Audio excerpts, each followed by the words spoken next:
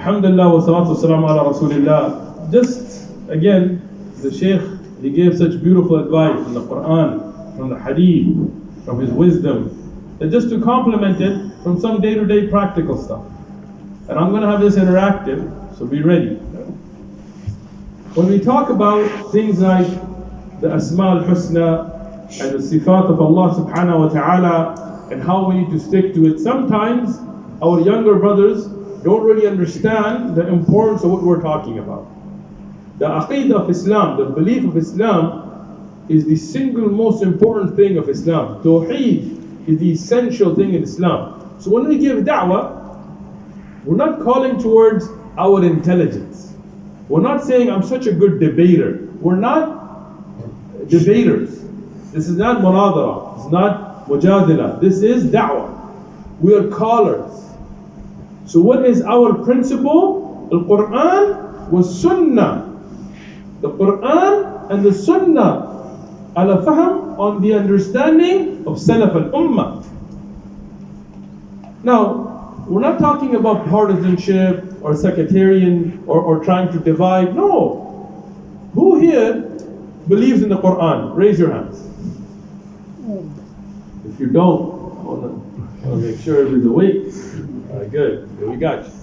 Who here believes that the best way, the way of Rasulullah sallallahu alayhi wasallam, which is established from Sahih Ahadith, is the best way, the way that Allah chose for us to follow? Who believes that? Good. After the Anbiya, the best generation who saw the Quran being revealed, who were taught upon the hand of Al-Mustafa alayhi salatu salam, who were they? Huh? One brother in the back, in the black. Yeah, you brother, don't turn around. Yeah. You're a good looking guy. The last stuff, no, behind you. You're good looking too, mashallah. Who were they? The Sahaba, right? Good job. So the Sahaba radiyallahu, obviously they understood the Quran better than us. They were there in Badr. They were there in Uhud. Okay? They were there when the bidayah of da'wah, the beginning of da'wah became. They were there in Hijrah.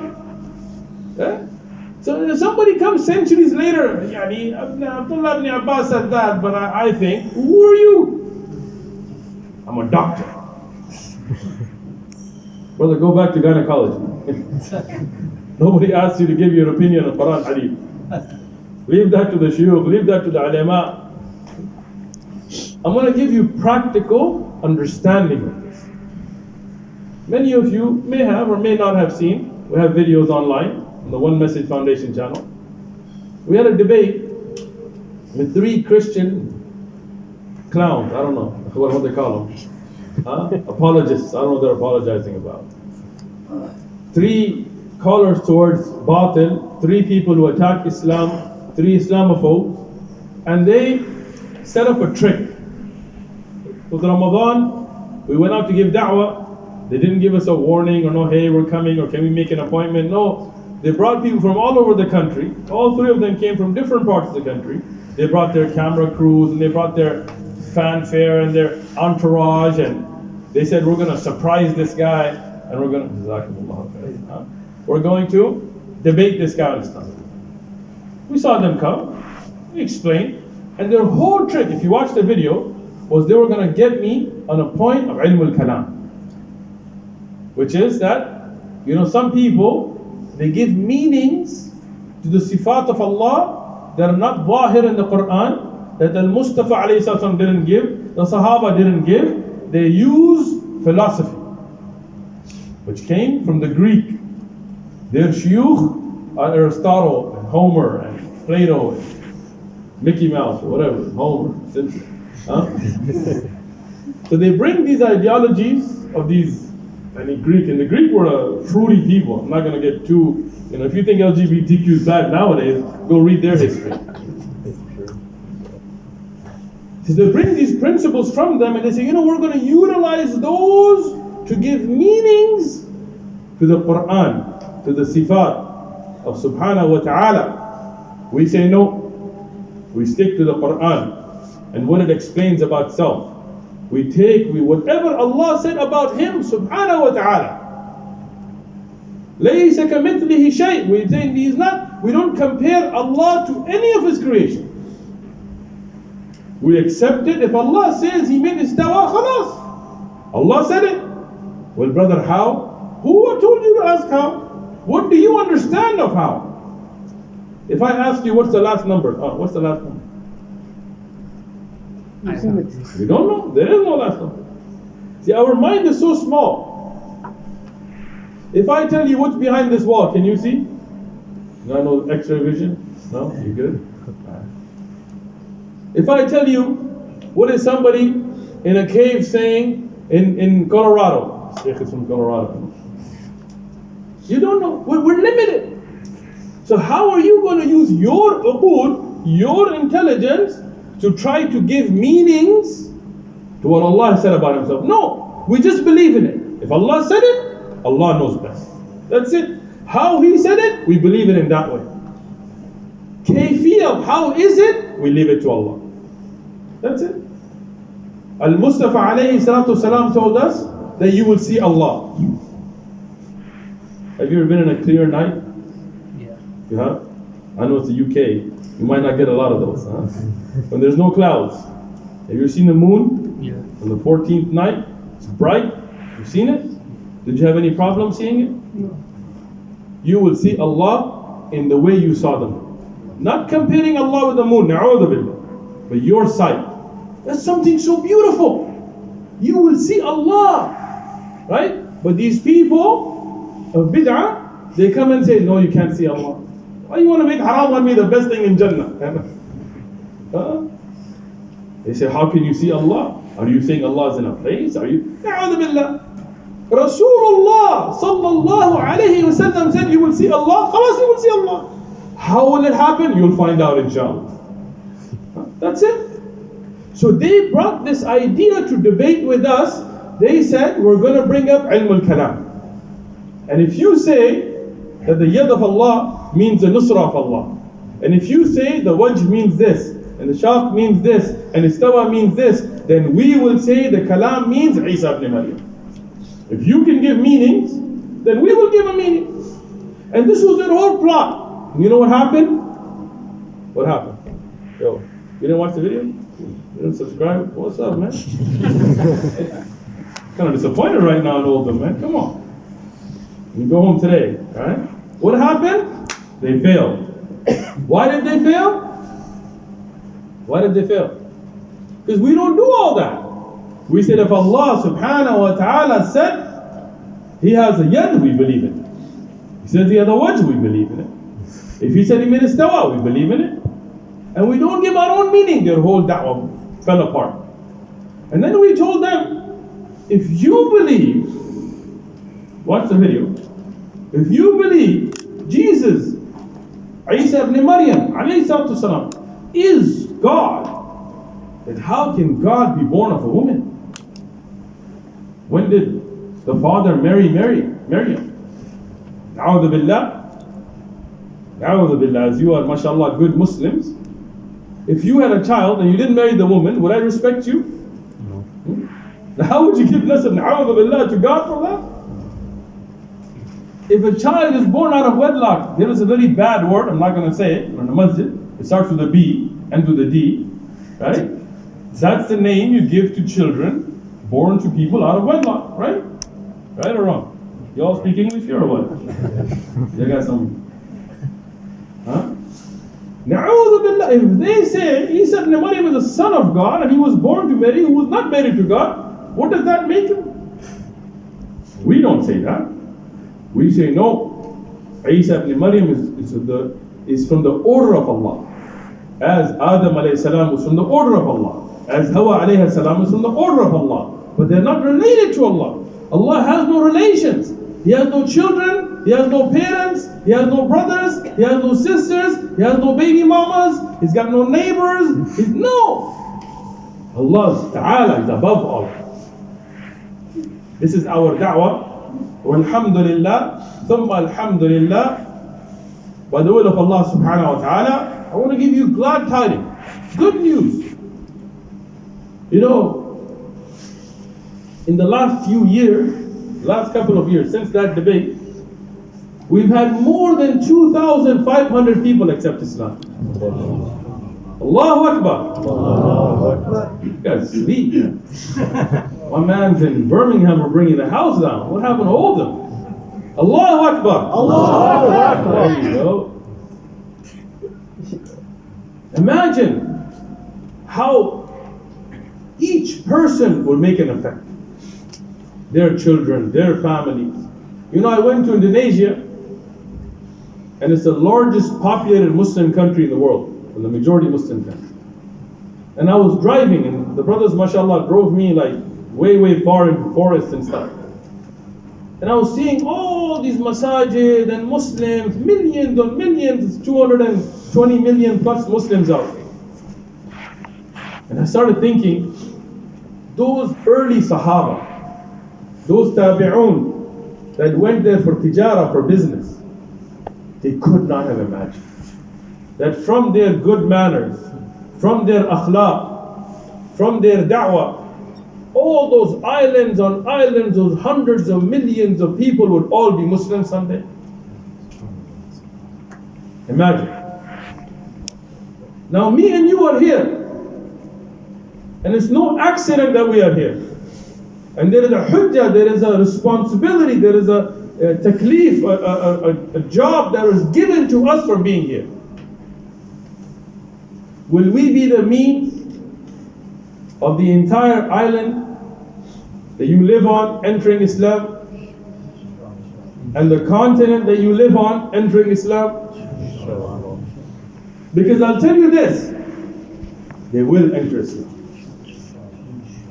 This is not something that I am predicting from me, but rather the Prophet ﷺ has told us that this deen will reach every house, firmly built or mud and soft. It will each reach every house. Whatever the day and night reaches, Islam will reach. So don't worry about that. We see sports stars and actors and influencers entering Islam. I was sitting with our brother Sneeko in my house. Somebody that could be living it up. He could be partying and drinking and doing all of that. And I asked him, where did you ever find the most pleasure? What was the best part? Where have you found contentment in drinking and partying and in being with famous people and women and so on? He said, no. It's online. We have the podcast on the channel. He said, I never found contentment like Islam. Never. Not in this dunya, not in pleasures, not in fame, not in anything. That's why he entered Islam. And it's not just him. Inshallah soon, you will see others. People that I can't mention right now, but I'm speaking to personally. Influencers, famous people that are going to be coming and entering Islam. And like this, one after the other, no matter what they do, those French with their laws and their banning of hijab and this, no matter how much those haters hate, Islam will become ghalib. But the question is, are me and you going to be a part of that? Or are we going to sit on the sideline, changing our names from Muhammad to Mo, and trying to pretend that we don't go to the masjid? That's for old people, man. You can do all that. But in the end, you will go back to Allah subhanahu wa ta'ala. And you will stand in front of Allah subhanahu wa ta'ala.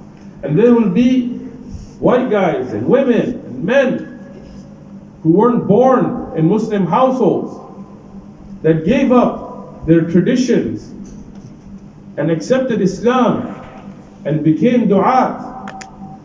And they will be standing on the day of judgment with thousands of people that accepted Islam at their hand behind them. And Allah will ask me and you, what did you do for my religion?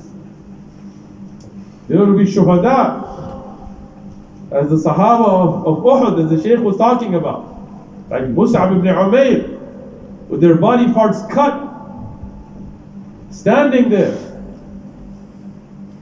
And when Allah asks them, what did you do? The blood will be there. The shaheed is raised on the day of judgment with his blood in the condition that he became shaheed. And if one of us dies at a hookah shop, at a shisha bar, you want to be raised like that? Is that what you want? You want to be vaping when you're raised on the Day of Judgment? What will you answer to Allah? No, this is it. We got to turn around. It's not about Beamers and Lambos. None of that's going to bring you success. It's about your aqeedah, your amal. So we hope, inshallah, the beautiful reminder from the Shaykh and a few jokes from me will, inshallah, wake you up that from today you will change something about your life. Sure. If you were wasting time on TikTok looking at, fresh and fit, inshallah you will make tawbah and you'll start looking at da'wah and duroos and halaqat and benefit yourself. If you're wasting time watching videos of cats jumping off of roofs, okay, she's cute, jumped off a roof, khalas, done. Move forward. You will instead spend that time with the Quran, spend that time with the ulama, instead of just sharing videos of, oh, I'm having lunch here. I don't care what you're having for lunch. Nobody cares. Oh, I'm here about Big Ben. Who cares? Seen it before. Instead, share videos of da'wah, share videos of ulama, share videos of khair, of Quran. So every time somebody views it, you will get the reward. Allah protect us. I'm going to end with a very scary thing a Shaykh in Saudi told me. Very scary.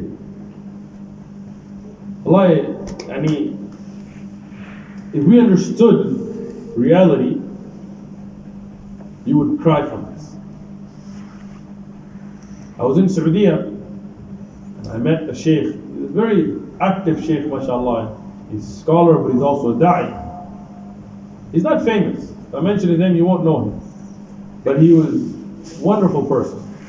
Strict, firm. And he said, here we had, at an earlier time, before the internet became so easily accessible, we had young people in Saudi Arabia, in a very blessed country, with ulama, haramain. We had a young guy who would get immoral pictures and videos, take my hint, and he had set up this thing on his phone that they would automatically come from a subscription and he would automatically forward it to his friends.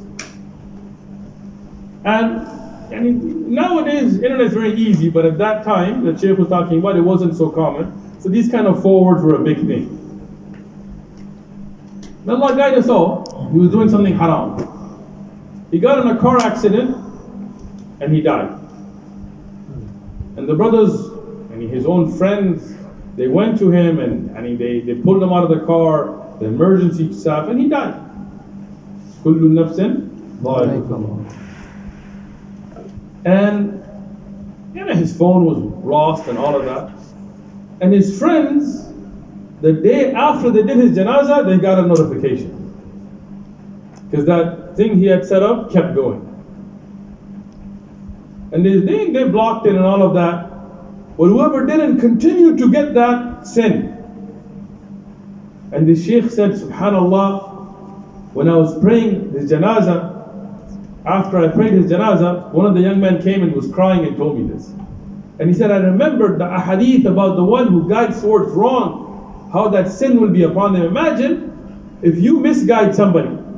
You're a Muslim and you sell drugs. You're a Muslim and you're playing music. And you're a Muslim and you're setting a bad example. And people follow your young brothers, look up to you and follow that bad example. Even after your death, you'll be stacking up sins. You know these singers that left all these songs behind? This is their legacy. But that Shaykh said at the same time, we had one Qari, Hafiz of Quran, and he used to pre-record duroos and send out, and he had died as well. And we made the janazah on him. And even after his death, what he had already sent out, people were getting. And those people that he had taught Quran were reciting it. And those people that he gave nasiha to and came to the masjid, they were sitting there making dua for him. He said, now imagine that person and all the reward and all the khair on the day of judgment, raising up and having millions of Hajj and millions of Quran, Khatam and this and that in their reward. Imagine, which they didn't do, but because they were the means of it, they were getting. So what do you want as your legacy? You want to be in that qabr getting sin upon sin? Or you want to be in that qabr enjoying, knowing that you will be raised on the day of judgment with so many of the amal that will be sadaqah jariyah, a continuous reward even when you're in that qabr. So we hope from Allah subhanahu wa ta'ala that this reminder benefits me and all those that are listening. Me and first and foremost, because I'm the most in need of it, and then all my brothers and sisters in Islam. And inshallah, we'll start the question and answer session. The sisters, there is a number in the musalla that you can send your questions to, and the brothers, you can ask. We'll ask the Shaykh Abu Abdullah to be the one who chooses whose hand is chosen. So in case we don't get to your question, you can blame him.